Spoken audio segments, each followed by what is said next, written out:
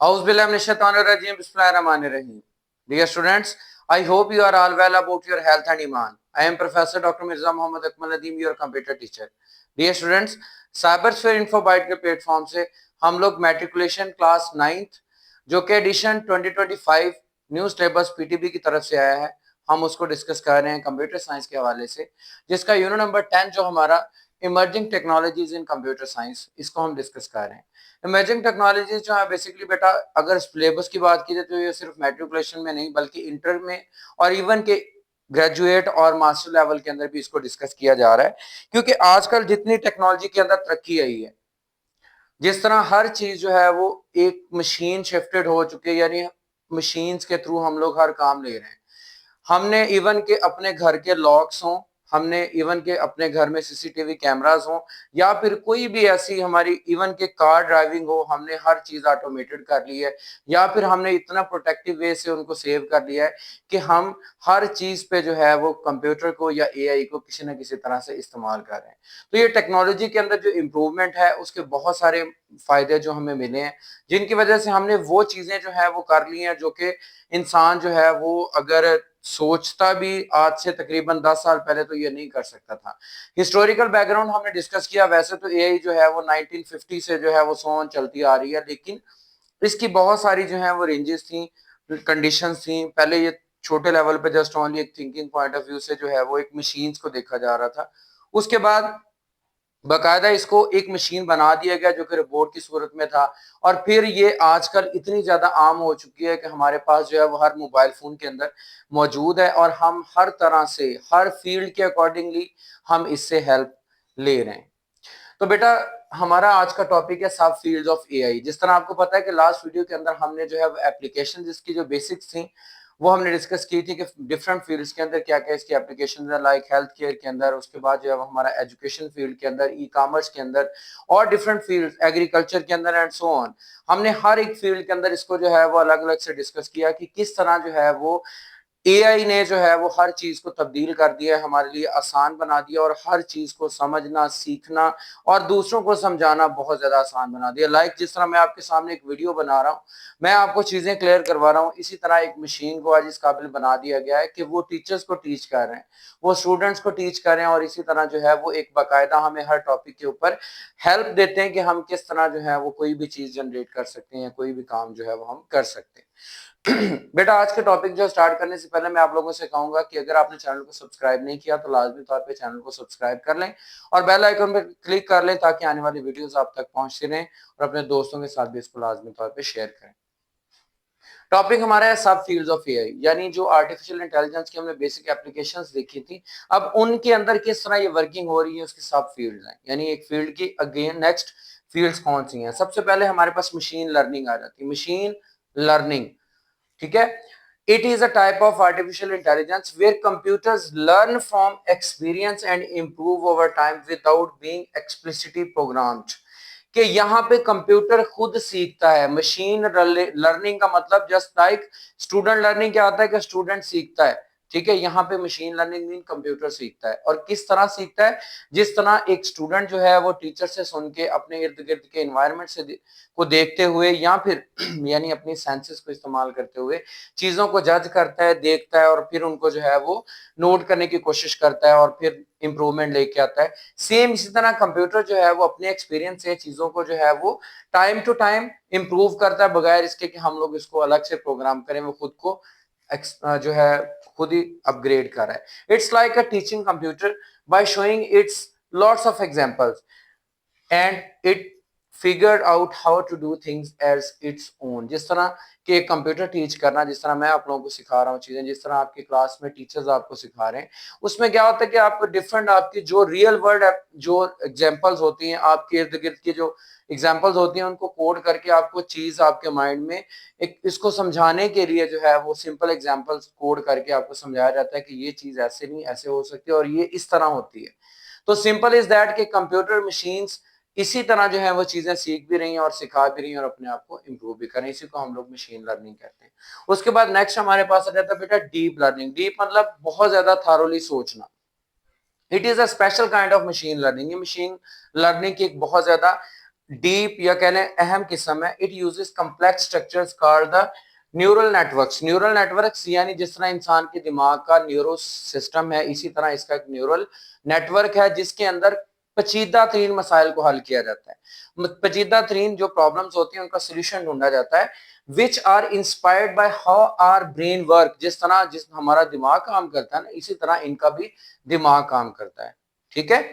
So these networks help computers learn from lots of data. ये अब किस तरह सीखते हैं, जब इनको बहुत सारे डाटा से जो है इनका वास्ता पड़ता है, एंड मेक द डिसीजंस और recognise the patterns even better. तो फिर वो उसी डाटा से जो है वो डिसीजन लेते हैं। लाइक जो है वो किसी भी बिजनेस के बारे में अगर वो सर्चिंग पे हम उसको लगा देते हैं तो वो देखते हैं कि इस वक्त वो बिजनेस किस पीक पे जा रहा है, क्या उसकी चीजें सेल आउट हो रही हैं, क्या उसको प्रॉफिट हो रहा है, लॉस हो रहा है। फिर उसी को लेके नेक्स्ट चीजों को गाइड करता है और हम उन चीजों को समझ के बहुत सारी प्रॉब्लम से को सॉल्व कर लेते हैं। ठीक है। उसके बाद बेटा हमारा आ जाता है नेचुरल लैंग्वेज प्रोसेसिंग, NLP।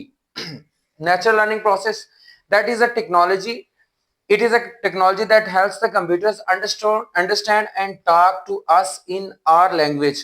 कि कंप्यूटर को इस काबिल बना देता है कि वो हमसे बात कर सके। ठीक है।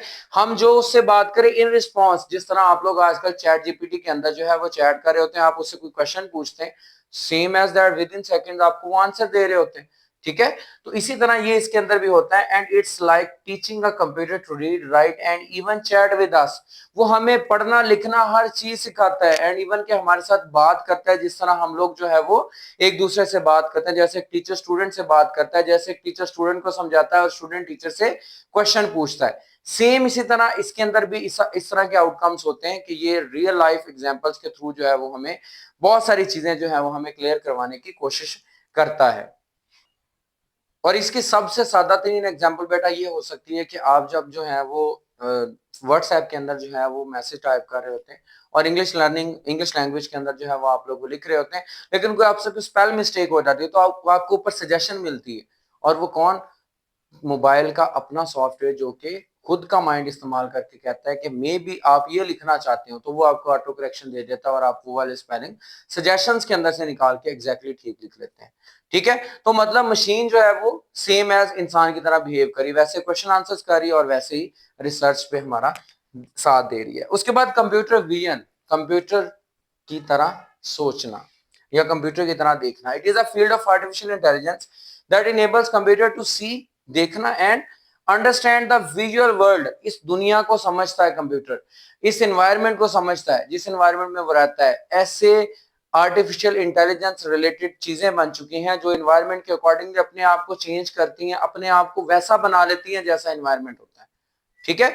जिस तरह हम लोग जो अगर हमें सर्दी का मौसम आता है, हमें सर्दी फील होती है, तो हम लोग वो चीजें पहनते हैं जो कि ज्यादा हमें हमारी स्किन को गर्मी फील करवाए। इसी तरह जो जब गर्म मौसम होता है तो हम लोग ऐसी चीज इस्तेमाल करते हैं जिससे हमारी बॉडी का टेम्परेचर कम रह सके। सेम इसी तरह कंप्यूटर भी इन्वायरमेंट को देखते हुए ये चीजें जो है वो अडॉप्ट करता है कि उसको जो करना चाहिए उसके अकॉर्डिंगली अपने आप को सेट कर लेता है। It helps the computer interact images and also interpret the images and videos. ये कंप्यूटर को इस काबिल बना देता है कि हम लोग इमेज डालेंगे, जैसे चैट जीपीटी के अंदर हम इमेज अपलोड करते हैं किसी भी क्वेश्चन का, तो वो हमें क्या करता है उसी वक्त उसको स्कैन करके हमें उसका आंसर कोड करके दे देता है।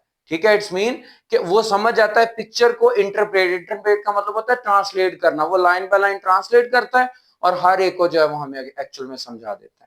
ठीक है। सेम इसी तरह हम लोग वीडियोस के अंदर देखते हैं कि वीडियो ऊपर चल रही होती किसी भी लैंग्वेज के अंदर और नीचे उसकी ट्रांसलेशन जो है वो जिस लैंग्वेज में हम देखना चाहते हैं हम उस लैंग्वेज में, लाइक इंग्लिश मूवी को उर्दू ट्रांसलेट या उसको कह सकते हैं कि हम लोगों ने चेंज कर लिया, नीचे उर्दू चल रही है वो बोल इंग्लिश रहे हैं।